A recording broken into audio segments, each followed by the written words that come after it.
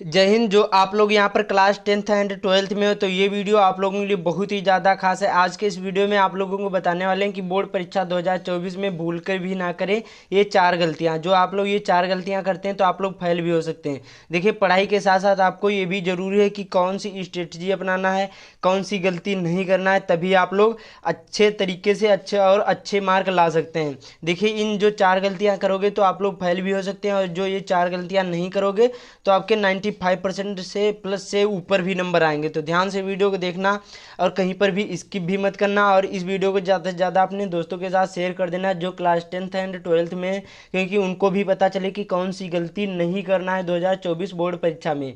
चाहे आप लोग यूपी बोर्ड से हो, चाहे बिहार बोर्ड से हो, चाहे चाहे जो भी बोर्ड से हो, सभी लोगों के लिए ये वीडियो बहुत ज़्यादा खास है। तो ध्यान से वीडियो को देखना, और मैंने जो गलती करी वो आपको नहीं करना है। ये सारी चीज़ें आप लोगों को इसी वीडियो में बताऊंगा।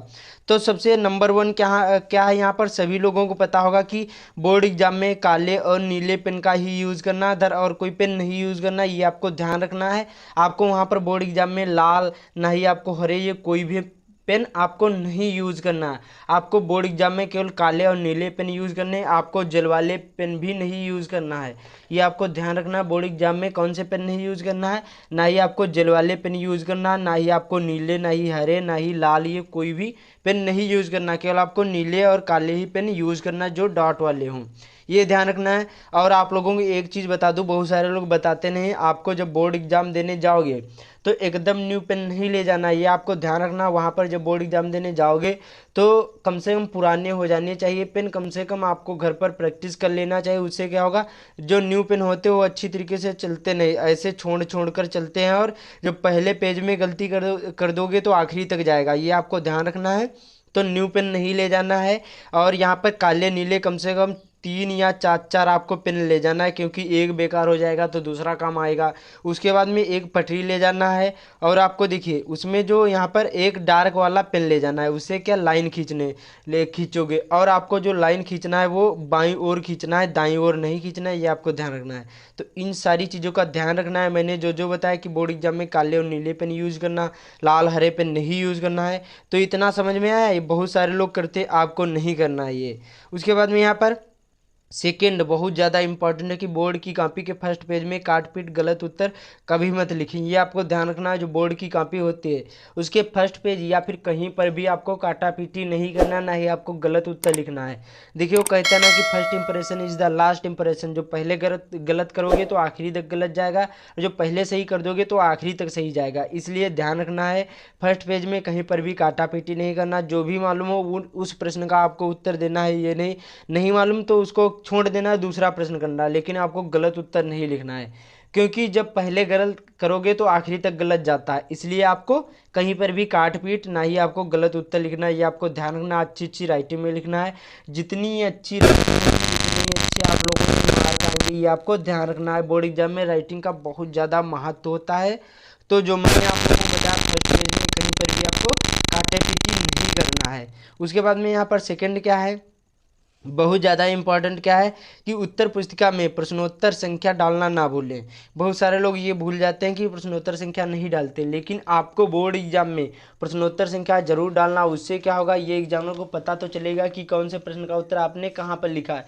ऐसे उसको यही नहीं मालूम कि कौन से प्रश्न का उत्तर आपने लिखा है, कौन से प्रश्न का उत्तर नहीं लिखा है। तो ये बहुत ज़्यादा इंपॉर्टेंट हो जाता है। तो आपको प्रश्नोत्तर संख्या इस प्रकार से डालना है, जैसे इसमें देखिए पड़ी हुई हैं।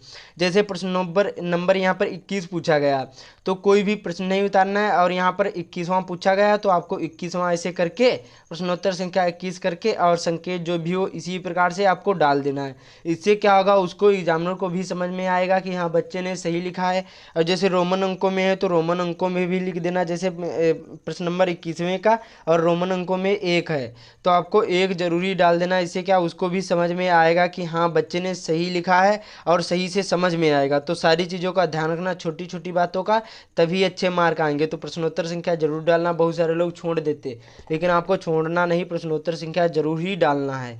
तो इतना समझ में आया। उसके बाद में यहाँ पर देखिए, जितना पूछा जाए उतना ही आपको लिखने की कोशिश करना है। ये नहीं कि पूछा गया 150 वर्ड में और आपने लिख दिया 200 या 250, नंबर उतने ही मिलेंगे। चाहे आप लोग 150 वर्ड लिखो तब भी आपको 5 नंबर का होगा तो 5 ही नंबर मिलेंगे, और चाहे इसमें 200 लिखोगे तभी उतने ही नंबर मिलेंगे। इसलिए आपको ज़्यादा नहीं लिखना है, जितना पूछा जाए उतना ही आपको लिखने की कोशिश करना है। और जैसे इंग्लिश में पूछा जाता है कि 60 शब्द सीमा लिखना है, तो उससे ज़्यादा नहीं लिखना है।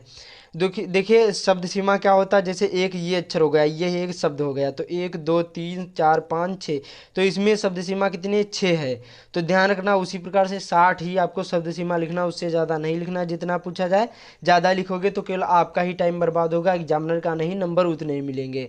और जैसे आधा प्रश्न आ रहा तो आपको आधा ही करके आना, क्योंकि छोड़ कर आओगे तो उससे कुछ फायदा तो होगा नहीं। इसलिए जो भी आपको समझ में आए, आधा आ रहा तो आधा लिखने की कोशिश करें। जैसे 5 नंबर का हो तो कम से कम 3 या 4 नंबर मिल जाएंगे। तो ये ध्यान रखना। उसके बाद में बोर्ड एग्जाम में कॉपी में आपको ये सारी चीज़ें नहीं करना है, नहीं तो आप लोग 100% फेल ही कर दिए जाओगे, क्योंकि वहाँ पर कैमरा लगे होते हैं, ये सारी चीज़ें वहाँ पर देखी जाती हैं, मीडिया वाले भी होते हैं, गाली जैसे कसम शायरी 500 या 200 या 100 के, ये कोई भी चीज़ें नहीं रखना है, ये नोट कोई भी नहीं रखना है, नहीं आपको उस प्रश्न से संबंधित जो भी आपको मालूम वो लिखने की कोशिश करना है, अदर और कोई भी चीज़ें नहीं लिखना है। ये सारी चीज़ों का ध्यान रखना बहुत ज़्यादा ही इम्पॉर्टेंट हो जाता है। तो मैंने जो जो बताया बहुत ज़्यादा इम्पॉर्टेंट हो जाता है, ऐसा कोई नहीं बताता है। उसके बाद में आखिरी में यहाँ पर देखिए, और अभी आप लोगों को बताऊंगा, जैसे आपके पास ज़्यादा टाइम नहीं बचा है तो कैसे बोर्ड एग्जाम की तैयारी करना वो भी बताऊंगा। तो देखिए, और चौथा क्या है, अटेंडेंस शीट पर आपको बोर्ड एग्जाम की जो अटेंडेंस शीट होती है उस पर आपको क्या करना, अटेंडेंस शीट पर जरूर आपको सिग्नेचर जरूर करना है। जैसे आपने जब आपका रजिस्ट्रेशन हुआ होगा, जब हिंदी में किया होगा तो हिंदी में करना है, इंग्लिश में किया होगा तो इंग्लिश में करना है, ये आपको ध्यान रखना है, बीच में आएगी। बाकी अच्छी तरीके से आपको रोल नंबर ये सारी चीज़ें अच्छी तरीके से डालना है, जिस प्रकार से आपका रोल नंबर हो, अच्छी तरीके से विषय जो भी हो, जिस दिन पेपर देने जाएंगे उस सारी चीज़ें अच्छी तरीके से भरना, नहीं तो आपको उस विषय में फेल कर दिए जाओगे।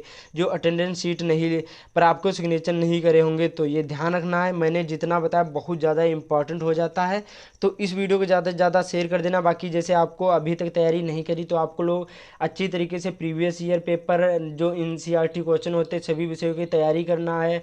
और उसके बाद में यहाँ पर model paper, previous year paper, note जो भी बनाए उनको अच्छी तरीके से पढ़ना है। बाकी सारी सोशल मीडिया से दूर रहना है, तभी आप लोग अच्छे मार्क ला सकते हैं। तो इस वीडियो को ज़्यादा से ज़्यादा शेयर कर देना। बाकी चैनल पर पहली बार आए चैनल को सब्सक्राइब भी कर लेना। और जैसे आपको नहीं पता है कि बोर्ड एग्जाम में कॉपी कैसे लिखी जाती है तो ये वीडियो पर क्लिक करके देख सकते हैं। तो मिलते हैं अगले वीडियो में।